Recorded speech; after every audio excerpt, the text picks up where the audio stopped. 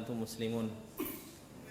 Ya ayyuhalladzina amanu taqullaha wa qulu qawlan sadida yuslih lakum a'malakum wa yaghfir lakum dunubakum wa may yuti'illaha wa rasulahu faqad faza fawzan 'azima. Amma ba'du, fa inna asdaqal hadithi kitabullah wa khairal hadi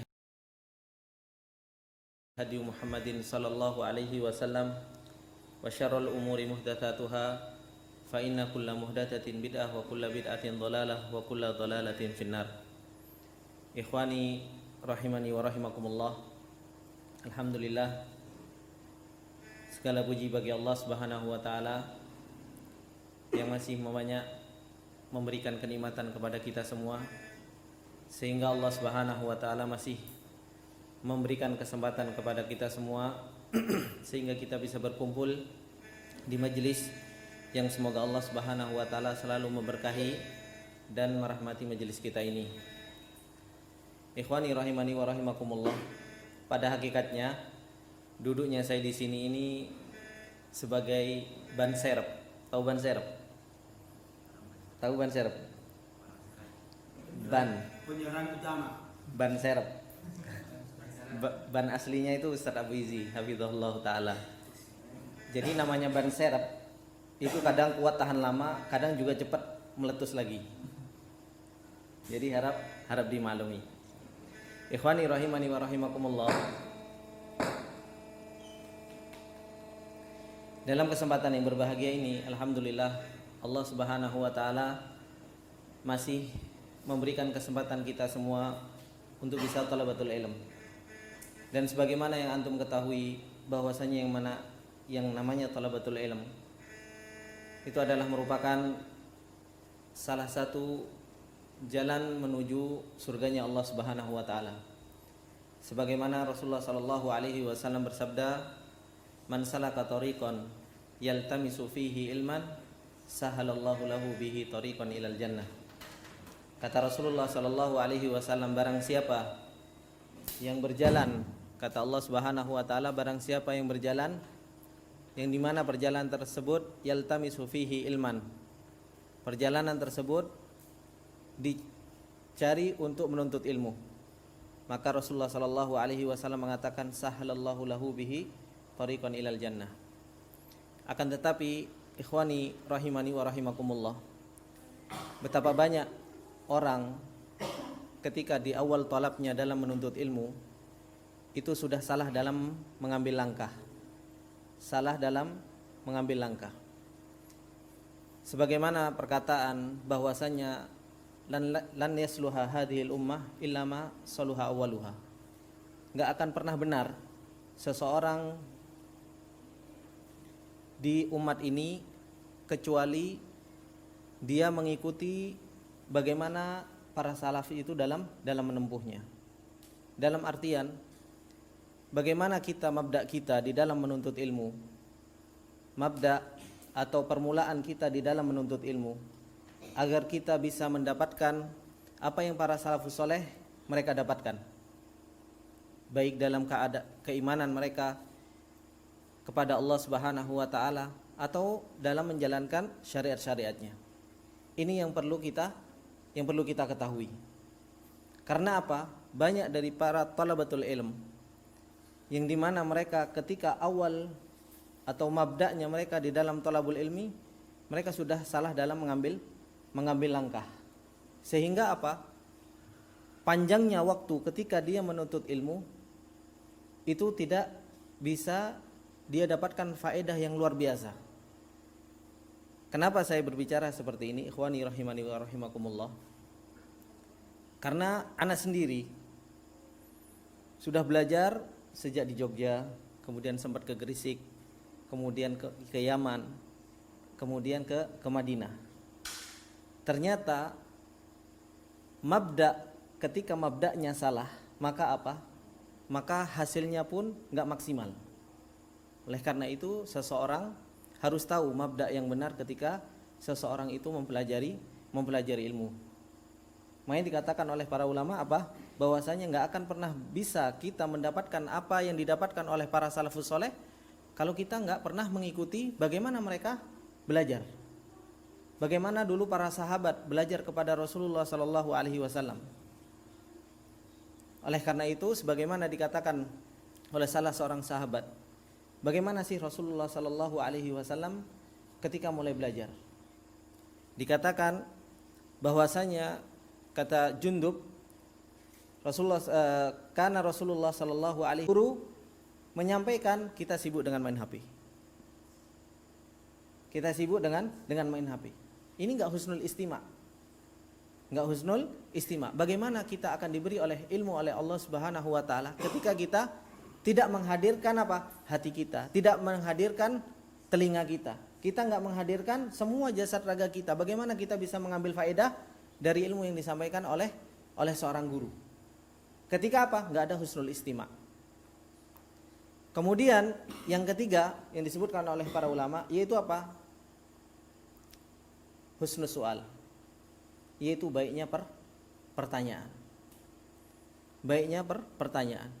Ketika kita mau bertanya kepada salah seorang ustadz, maka kita perlu fikir, apakah pertanyaan ini bermanfaat buat saya? Apakah pertanyaan ini bermanfaat untuk orang lain? Ketika dulu para sahabat ketika bertanya, itu bertanya untuk betul-betul pengen diamalkan. Betul-betul pengen diamalkan. Bukan bertanya untuk apa? Untuk ngetes ustaz. Banyak kan thalabul ilmi yang bertanya hanya untuk ngetes ustaznya. Bagaimana sih mauqif ustaz di dalam permasalahan ini? Ini sangat banyak sekali di kalangan thalabul ilmi, dan ini adalah merupakan su'ul adab di dalam thalabul ilmi. Bagaimana seseorang bisa mendapatkan ilmu, diberi ilmu oleh Allah Subhanahu wa taala kalau dia sudah enggak punya adab? Maka yang ketiga ini adalah husnul su'al. Kalau kita lihat pertanyaan-pertanyaan dari para sahabat kepada Rasulullah sallallahu alaihi wasallam, ketika pertanyaan tersebut itu kurang bermanfaat untuk dia, selalu Rasulullah sallallahu alaihi wasallam menjawab dengan sesuatu yang bermanfaat. Ketika ada salah orang Badui datang kepada Rasulullah sallallahu alaihi wasallam, "Ya Rasulullah, mata sa'ah?" Kapan hari kiamat? Apa yang dijawab oleh Rasulullah sallallahu alaihi wasallam? "Madza a'datta?" Apa yang kamu siapkan? Bukan dijawab nanti kalau ini enggak, tapi apa yang telah kamu siapkan? Kenapa? Karena yang engkau akan siapkan untuk hari akhirat itu jauh lebih penting daripada engkau mengetahui kapan sa'ah. Begitu pula ketika kita thalabul ilmi, kita mau ingin bertanya, kita sebelum bertanya, kita tanya dulu pada diri kita sendiri. Ini bermanfaat enggak untuk saya? Pertanyaan ini. Ketika saya bertanya, ini sesuatu yang bisa saya langsung amalkan enggak? Maka hal-hal yang seperti ini perlu kita pintar dalam bertanya. Makanya hadis Jibril yang menceritakan tentang masalah Islam, iman dan ihsan, siapa yang bertanya? Jibril, seorang yang alim. Begitu pula yang menjawab siapa? Rasulullah sallallahu alaihi wasallam. Orang yang alim juga. Makanya adab di dalam thalabul ilm, yaitu pilar di dalam menuntut ilmu yang ketiga, yaitu apa? Husnus su'al. Kemudian ikhwani rahimani wa rahimakumullah, yang keempat, al-hifdz, menghafal. Menghafal. Ini adalah merupakan pilar di dalam menuntut ilmu. Dengan menghafal, Allah Subhanahu wa taala akan mudahkan antum dalam memahami banyak permasalahan.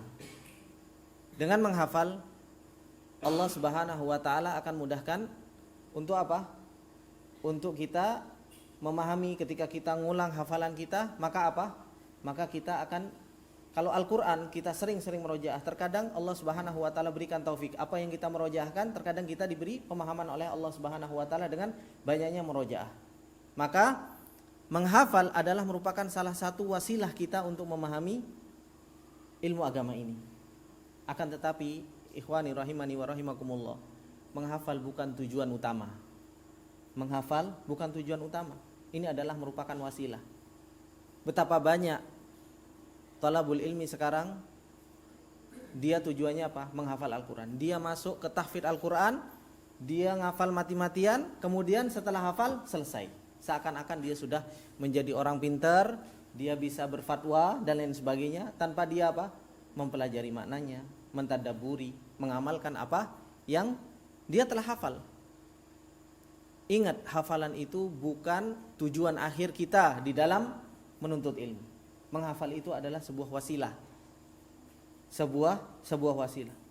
Makanya orang yang menghafal kitabul madzhab Syafi'i, kemudian terus Hambali, yang mereka hanya menghafal saja tapi gak punya pemahaman, disebut apa? Disebut apa? Ada yang tahu? Himarul furu'. Disebut himar. Disebut himarul furu' atau himarul madhab. Karena apa? Saking kuatnya hafalannya. Saking kuatnya hafalannya disebut dengan himar, keledai. Akan tetapi nggak punya pemahaman.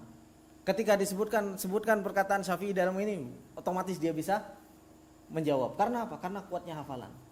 Akan tetapi ketika dia nggak punya pemahaman di situ, maka apa?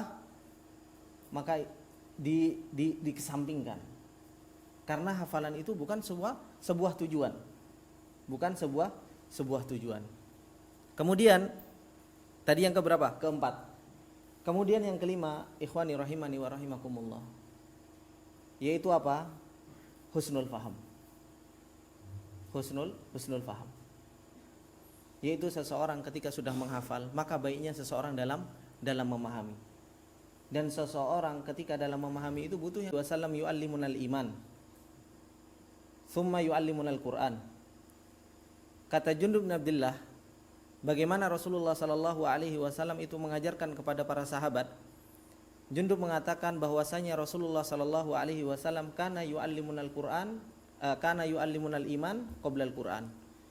Dahulu Rasulullah sallallahu alaihi wasallam itu mengajarkan keimanan sebelum Al-Qur'an. Tsumma yu'allimunal Qur'an. Kemudian Rasulullah sallallahu alaihi wasallam mengajarkan Al-Qur'an, fazdatna bihi imanuna.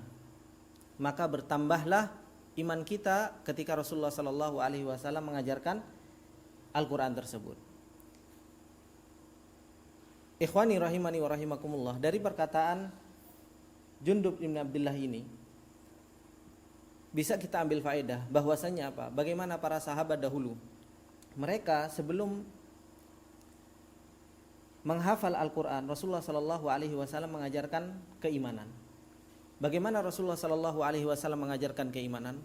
Terkadang Rasulullah sallallahu alaihi wasallam mengajarkan keimanan itu dengan makna. Bahkan terkadang Rasulullah sallallahu alaihi wasallam mengajarkan keimanan itu dengan sikap tingkah laku Rasulullah sallallahu alaihi wasallam. Bagaimana Rasulullah sallallahu alaihi wasallam mengajarkan para sahabat. Baru setelah itu apa? Tsumma yu'allimunal Qur'an. Baru Rasulullah sallallahu alaihi wasallam mengajarkan Al-Qur'an. Fazdatna bihi imanuna. Dengan Rasulullah sallallahu alaihi wasallam mengajarkan Al-Qur'an setelah itu, maka bertambahlah iman-iman kita. Itu yang dikatakan oleh Jundub radhiyallahu taala anhu. Kemudian apakah Rasulullah sallallahu alaihi wasallam ikhwani tidak mengajarkan Al-Qur'an sama sekali? Mengajarkan Al-Qur'an, akan tetapi yang paling banyak diajarkan oleh Rasulullah sallallahu alaihi wasallam itu apa? Ayatun mufassalat. Ayat al-mufassalat, yaitu ayat-ayat yang terakhir. Yang dimana di situ banyak sekali mengajarkan tentang apa? Keimanan. Iman kepada Allah Subhanahu wa taala, menceritakan penciptaan kita, menceritakan tentang surga dan neraka, orang yang taat akan masuk surga, orang yang bermaksiat akan masuk ke dalam neraka, menceritakan tentang akhirat. Dan ini semua menumbuhkan keimanan kepada seseorang. Ketika seseorang kemudian diajarkan Al-Qur'an lebih, maka semakin yakin dengan Allah Subhanahu wa taala, semakin yakin dengan keimanannya.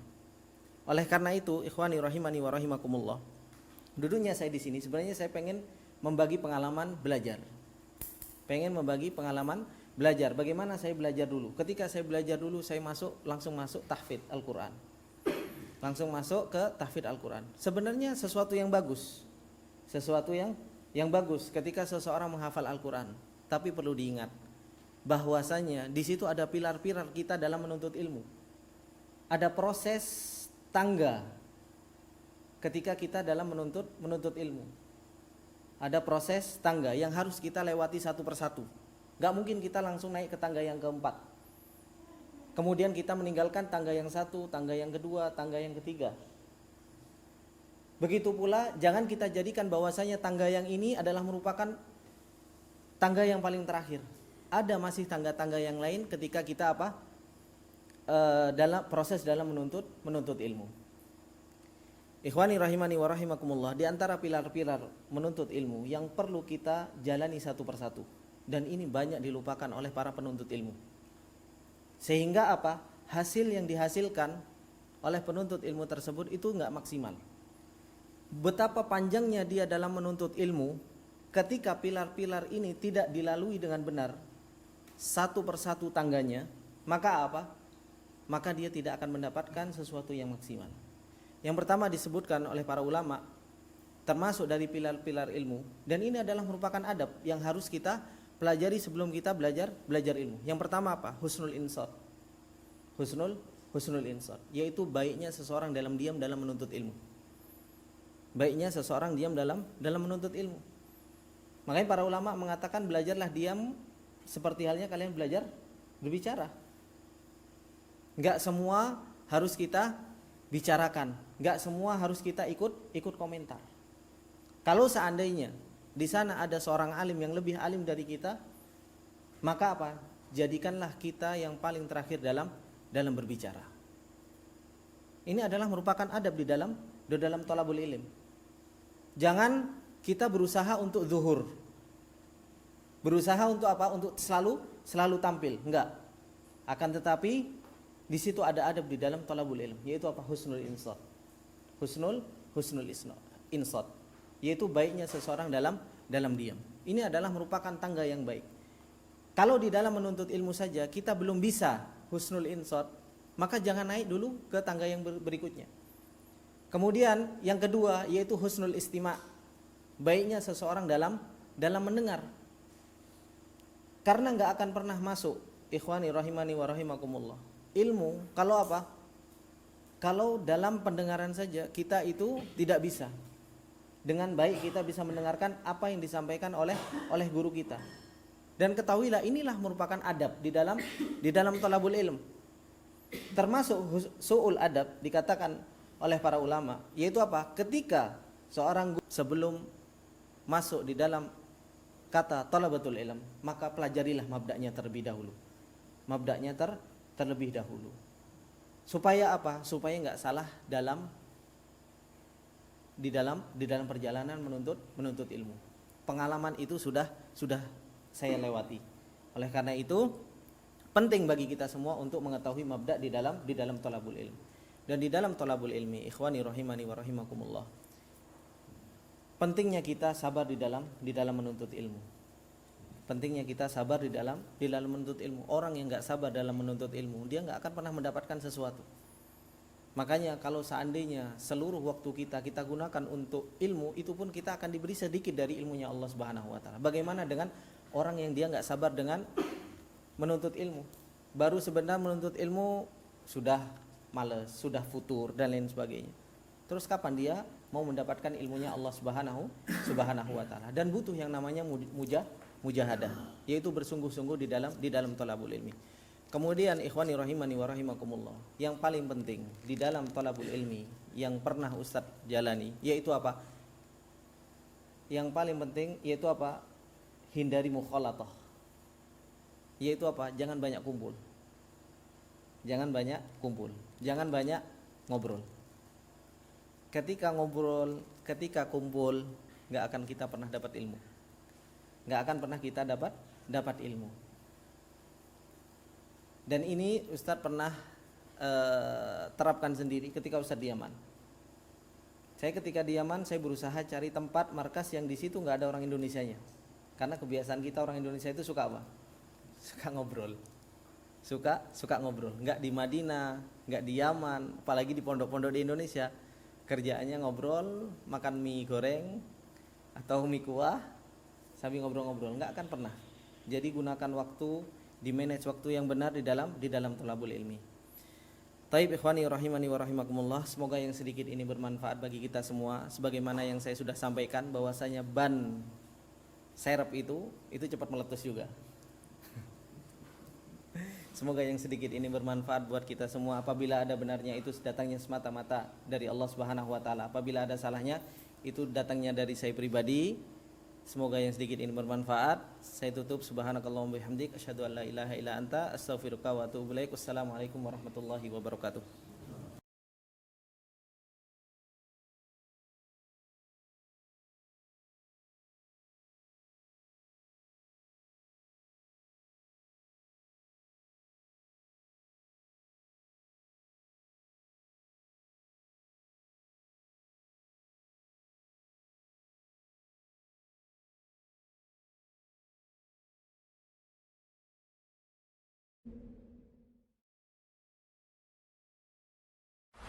Bismillahirrahmanirrahim. Mari kita ikuti daurah kitab ulama Zadus Salikin ila Riyadil Jannah bersama Fadilatul Ustadz Abu Izzi Masmu'in Hafizahullah pada hari Kamis, Jumat, dan Sabtu tanggal 17 sampai dengan 19 Rabiul Akhir atau bertepatan dengan tanggal 3 sampai dengan 5 Desember tahun 2020 bertempat di Masjid Imam Ahmad bin Hambal, Buton Tengah, Mawasangka, Buteng, Sulawesi Tenggara. Untuk informasi daurah hubungi kami di nomor 0853 9473 0473. Barakallahu fiikum.